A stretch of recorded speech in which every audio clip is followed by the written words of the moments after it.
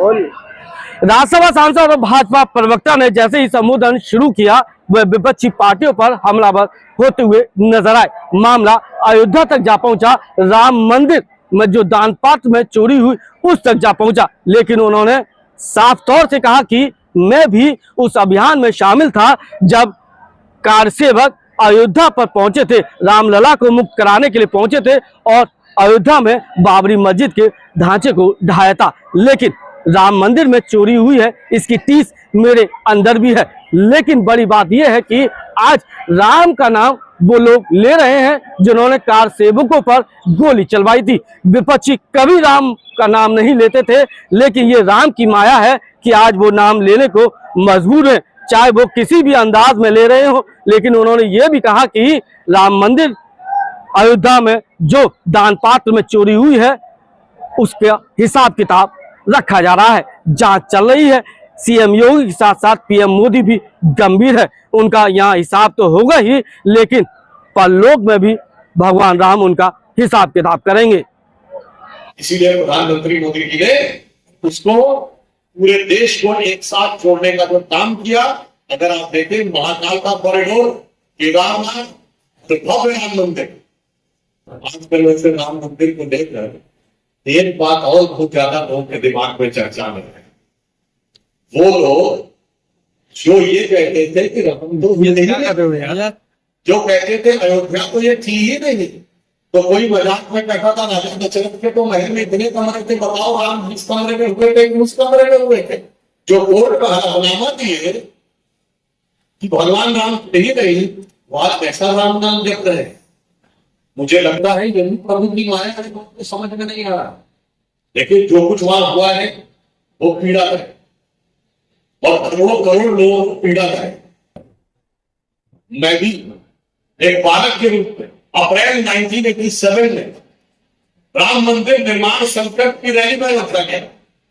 9 नवंबर 1989 को हॉस्टल में मैंने रामचीला एक राम भक्त कार सेवक के रूप में मुझे पीड़ा देने वाला।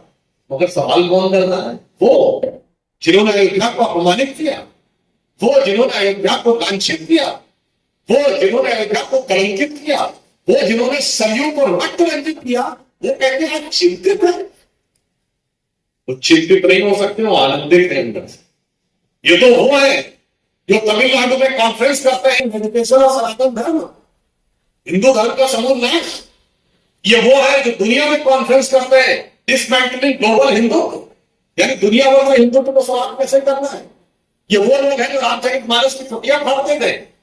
वो आप चिंतित हैं, इस पर जानते क्या नजर आता है? देखिए रामायण में भी भगवान को भी शक्ति लगी थी, लक्ष्मण जी को भी नागपाश लगा, आज भगवान की आस्था पर भी नागपाश लगा। मगर जब हनुमान जी संजीवनी बूटी लेने जा रहे थे भगवान को उस शक्ति के आघात से बचाने के लिए, तो रावण का एक दूत राम भक्ति करते हुए भजन करने को काल ने कि हनुमान जी को रोकने के लिए, और राम की भक्ति इसलिए नहीं कर रहा था कि उसे राम के प्रति प्रेम था, उसे तो राम के काम में बाधा डालनी थी।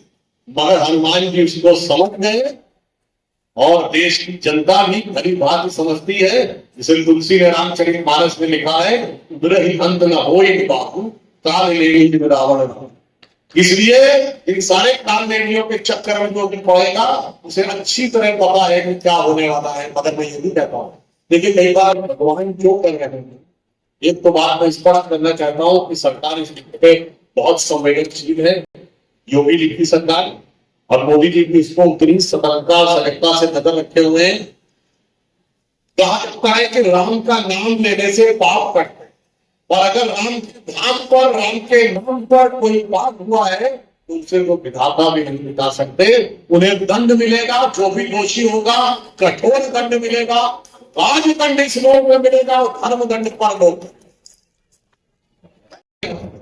जो कहते थे अयोध्या की ही नहीं, वो अपने मुंह से 24 बोलने लगे अयोध्या राम की थी, भाजपा को चढ़ाने के लिए।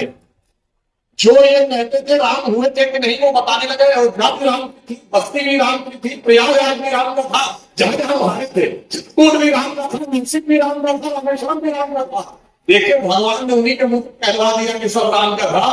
और 2 साल में 24 से 26 आते आते पहले हरियाणा, फिर महाराष्ट्र, फिर दिल्ली, फिर बिहार, फिर बंगाल, वो सब कुछ भी दिखा दिया जो होने था। यानी राम भक्तों को ही सम्मान भी दिला दिया और उनसे भी कहलवा दिया।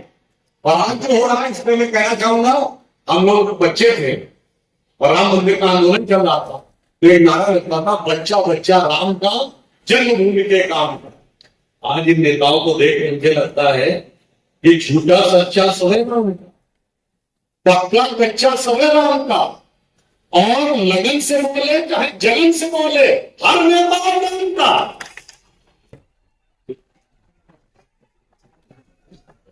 आपको याद हो ये स्थिति कैसे दिखी है?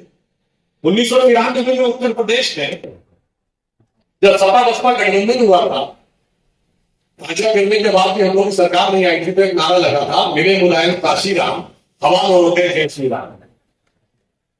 मगर उस समय हमारी एक नेत्री थी और वो आप ही के क्षेत्र में उनका आश्रम भी है, उन्होंने ये कहा था कि ये नारा क्यों लग रहा? इसलिए लग रहा है कि समाज में अपनी एकता में थोड़ी कमी रह गई। जिस दिन एकजुटता आप पूरी दिखा देंगे ना, उस दिन जो लोग ये कहते हैं कि मिले मुलायम काशी राम, हवा में उड़ गए जय श्री राम, उस दिन वो दिन आएगा कि क्या मुलायम काशी राम, सारे बोलेंगे जय श्री राम। और आपने देखा गंगोत्री से गंगा सागर तक जब राष्ट्रवाद की धारा गई, पूरी गंगा के पथ पर उत्तराखंड, उत्तर प्रदेश, बिहार, बंगाल, तो सारे बोलने लगे ना जय श्री राम।